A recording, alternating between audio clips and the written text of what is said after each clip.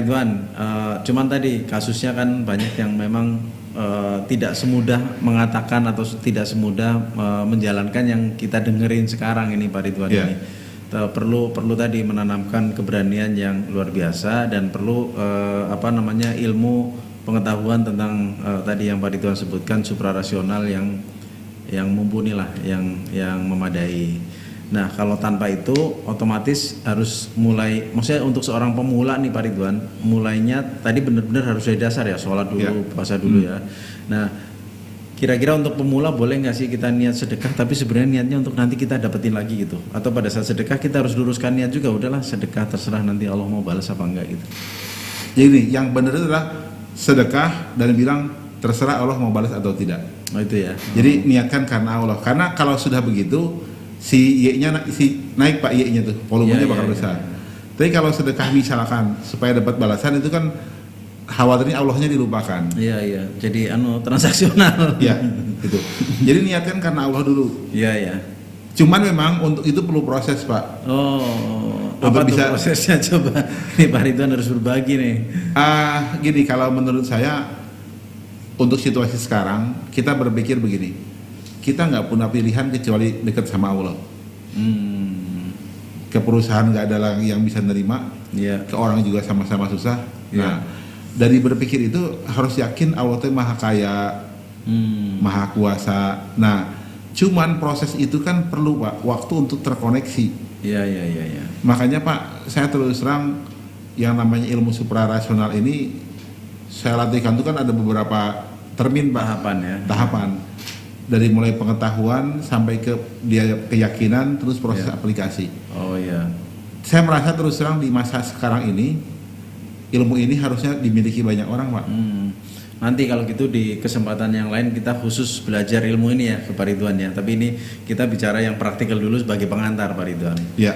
Jadi balik lagi tadi ke situasi pandemi, bagaimana kita bisa hidup tenang. Tadi pertama yang Pak Ridwan sampaikan kuncinya mendekat sama Allah.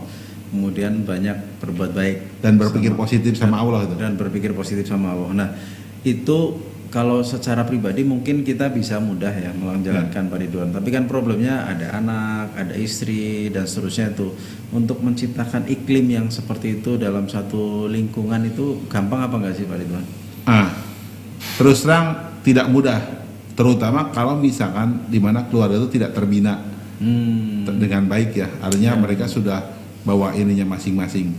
Nah, makanya prosesnya adalah di keluarga itu ada semacam inilah setiap hari misalkan ya satu hari sekali ada semacam meeting bersama selesai sholat untuk ngomong nih kondisi seperti ini kita harus berubah supaya nanti misalkan bisa lebih baik, perbanyak ngaji, perbanyak berbagai hal gitu. Itu penting. Iya.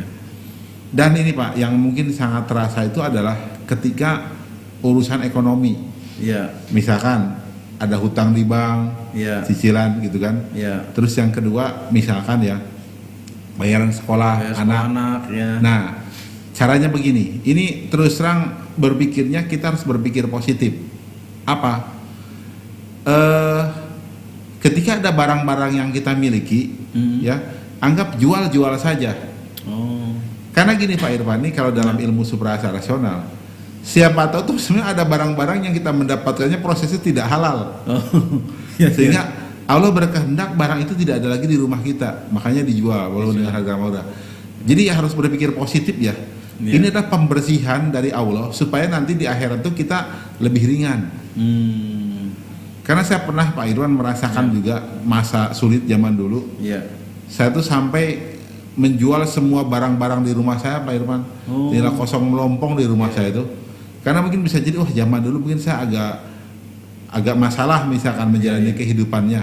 Ya, istilahnya. Jadi dibersihkan dan sekarang itu ibaratnya kalau saya dapat rezeki insya Allah bisa dihitung lah. Jadi kalau dulu saya kan bikin les Pak, karena saya ngerasa orang pintar lesnya mahal gitu. Jadi maksa orang kalau nggak mau bayar nggak usah ikutan. Nah, jadi mungkin ada yang tidak ridho, mungkin bisa jadi kesel. Ya udah, ya di situ mungkin Allah buat rezeki saya agak dikurangin. Nah, inilah berpikir positif Pak kepada Allah. Bisa jadi wah harus jual motor, ya udah jual motor. Jual mobil, jual mobil. Karena mungkin bisa jadi ketika kita ikhlas, Allah akan ganti yang lebih baik. Oh, ya itu yang masalah itu sukanya buruk sangka Pak Ridwan. Jadi begitu kita mesti harus dijual, harus begini, Allah kok gitu amat sih sama kita gitu ya. Betul. Padahal sudah berdoa, katanya kalau berdoa akan dikabul gitu ya. Nah, konsep berdoa dengan tadi konsep berbuat baik dan seterusnya itu nyambungkannya gimana Pak Ridwan? Oke, ini menarik Pak. Iya. Jadi kalau dalam teori ilmu suprarasional, berdoa itu sama dengan membeli sesuatu tuh kepada Allah. Oh, Misalnya Allah saya pengen motor gitu. iya. Nah, itu tuh ada kuotanya Pak. Oh, ada kuotanya ya? Ya, Oh. seperti gini lah. Kalau kita datang ke dealer motor, beli motor harga 25 juta. Kita punya uang 100 juta, pasti nggak minta doa sama Allah. Iya. Karena ngerasa kuotanya Kita cukup. punya. Nah, tapi kalau misalnya kita pengen beli motor harga 25 juta, uangnya 5 juta, pasti doa sama Allah. Iya kan? Nah, 20 juta itu kekurangannya itu sebenarnya ada bentuk kuota. Saya nyebutnya tabungan jiwa. Iya. Kalau tabungan jiwanya cukup, doanya pasti terkabul. Iya. Nah, tabungan jiwa itu dari hasil proses ibadah kita, nolong orang dan segala macam. Oh. Nah, kalau doa kita belum terkabul, jangan-jangan tabungan jiwa kita kurang. Iya. Kenapa kurang? Bisa jadi begini. Pak, saya sudah ibadah nih Pak sekarang ini. Iya. Cuman sebelumnya dosa-dosanya diinget nggak tuh? Jangan-jangan dosanya jadi pengurang. Makanya sekarang tuh dalam proses sekarang, sebelum berdoa tuh istighfar dulu yang banyak. Nah, supaya dosanya diampuni dulu Nah, semuanya. terus ya. bersolawat, biar nambah tabungan jiwanya, baru berdoa. Oh. Kalau sudah itu dilaksanakan, mungkin itu belum yang terbaik buat kita. Nah, Iya, makanya strategi saya sekarang itu Pak, perbanyak istighfar saja. Perbanyak bersolawat nih kalau saya sebagai Iya, agama iya, Islam iya. ya. Dan doa tuh yang kira-kira yang inilah, yang kira-kira buat kita pantas mintanya teh. Oh, Jangan gimana? dulu yang berlebihan. Ukur kepantasannya gimana Pak? Kadang-kadang kita yang karena itu kurang ajar aja, minta doa jadi orang kaya, masuk surga dan seterusnya itu.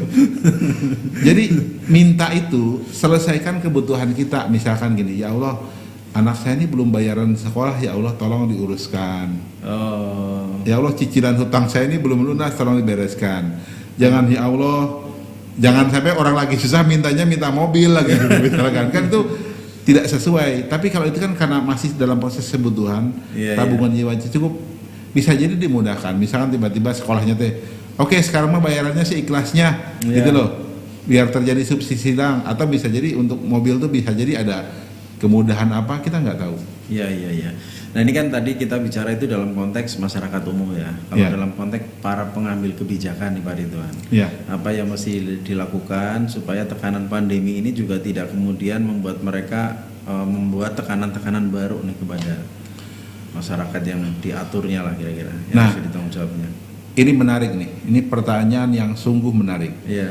Tinggal dilihat nih mau levelnya apa. Kalau misalnya di kementerian harus seperti apa, misalkan ya di ini seperti apa.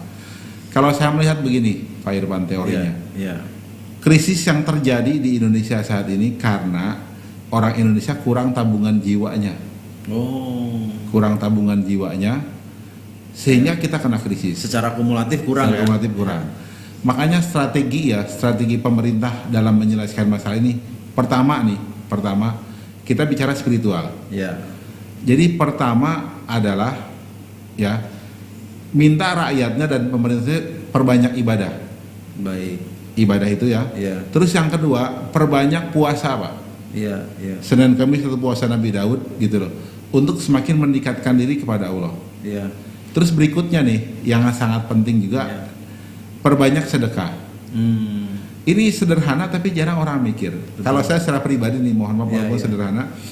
Saya tuh pokoknya tiap Sabtu ada tukang kerupuk misalkan. Iya. Pak, pokoknya tiap Sabtu kesini saya mau beli kerupuk gitu. Padahal di saya tuh anak tidak suka kerupuk. Cuman niat saya adalah beli itu untuk membantu dia. Iya. Iya. Terus tukang bakso apa? Jadi saya sengaja itu banyakin jajan. Iya. Kadang-kadang saya jajan juga bukan buat saya, Pak. Jajan kasih ke orang. Iya. Jadi perbanyak sedekah dalam bentuk membelanjakan uang kita gitu loh. Iya. Dan ternyata Pak, uang kita nggak habis-habis ketika niatnya sedekah. Oh.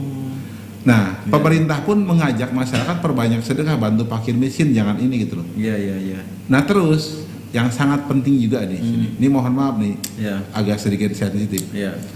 Pemerintah kan ngasih uang 600.000 per Iya. bulan nanti tuh Iya. buat para pekerja. Iya. Ini terus terang kalau hanya ngasih doang tanpa ada pesan khusus percuma Pak. Oh. Bisa jadi apa? Oh lumayan nih buat beli pulsa, Iya. buat beli Buat rokok, gaya hidup. buat gaya hidup, gitu loh. Itu percuma. Harusnya ada pesan. Kalau menurut saya nih, Iya, iya. logikanya dibalik. Kalau menurut saya tuh. Iya. Jadi istilahnya uang itu bukan dikasih kepada para pekerja, Iya. suruh belanja Pak. Oh. Terbalik kalau saya. Iya, tuh. iya. Gimana caranya uang itu dikasihkan ke para pedagang, suruh ngegratiskan dagangannya Oh. supaya orang teh beli, kan udah pasti tuh kepada pedagang bisa bergulir. Iya, iya, iya. Berpikirnya terbalik ya. Iya, karena kan misalkan gini, kan nih dikasih 600.000 biar misalkan pada belanja, Iya, ekonominya hidup. Iya. Kalau mereka ngerasa wah nanti sulit, malah disimpan, Iya. tambah nggak hidup, berputar ya. nggak berputar. Iya. Coba kalau misalkan nih kasih kepada pedagang nih, kamu sekarang udah dikasih tambahan berapa, coba harganya dimurahin biar pada belanja. Iya, iya, iya, iya. Itu berputar ya. Itu berputar pasti orang pada belanja karena harganya murah, Iya, gitu iya. loh. Betul. Subsidi itu. Ini cara berpikir yang beda gitu loh Pak. Iya, iya, iya. Tapi kalau saya berpikir ada persyaratan Pak. Apa tuh, Pak? Jadi persyaratan ya, orang-orang yang kita kasih, para pedagang yang kita Iya. kasih itu orang yang amanah. Oh. Karena kalau tidak amanah kan tidak jalan. Diseleksi lah ya. Nah, Iya. syarat amanah apa? Nih mohon maaf. Misalkan harus melaksanakan sholat 5 waktu yang beragama Iya. Islam, Iya. rajin sedekah. Caranya gimana? Ada daftar absen Pak Oh. di masjid. Nih Pak, ada daftar absen si bapak ini nih, rajin ke masjid nih, tukang dagangnya nih. Oh, layak Dapat. dikasih. Efeknya apa? Ini masjid walaupun ini kan sudah mulai pada masuk, Iya. dia akan rajin ibadah Pak. Ya, ya, ya. Ketika rajin ibadah nih Pak, ini nanti tabungan jiwa kita banyak, gitu loh. Dan bisa jadi kebalikannya juga buat para pembeli. Iya. Yang beli ini adalah orang yang rajin ibadah. Buktinya apa? Ada surat dari DKM atau kartu anggota ke masjid gitu loh. Sehingga pas belanja, ini sesama punya kartu anggota ini akan belanja dan dapat fasilitas itu. Oh. Nah, maksud saya tuh dari proses kita ibadah tuh akan timbul ide-ide brilian Iya, iya. yang tak terduga. Ada satu rahasia penting nih Pak. Iya. Apa? Dengan nanti kita tuh banyak misalkan ya tabungan jiwanya, Iya.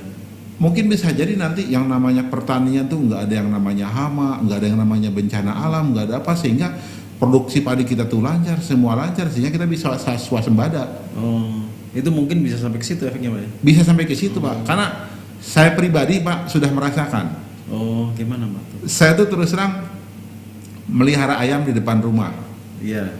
Ketika saya banyak rajin sedekah segala macam, ayam saya tuh rame Pak, Oh. banyak segala istilahnya banyak Beranak dan pinak gitu. beranak pinak. Terus apa? Saya nggak banyak ngeluarin makanan Oh, dari mana itu makannya? karena orang-orang lewat sedekah juga. Pak ini nasi yang Nasi kemarin. dikasih Pak. Jadi keberkahan. Oh. Di sisi oh benar berarti ada rezeki tak terduga sehingga kita tuh banyak gitu loh. Oh. Makanya saran saya nih, menurut saya pemerintah tolong minta kepada Iya. rakyatnya untuk semakin mendekatkan diri kepada Allah. Iya, iya, iya. Iya, Kita sudah banyak melupakan Allah. iya, iya. Dan kalau dalam bahasa saya itu, mohon maaf, kita sekarang lebih banyak bergantung kepada manusia, kepada negara lain Iya. daripada kepada Allah, Pak. Iya, iya, iya. Kan Baik. tidak melanggar aturan kan, Pak? Tidak, bagus sekali itu malah ininya konsepnya.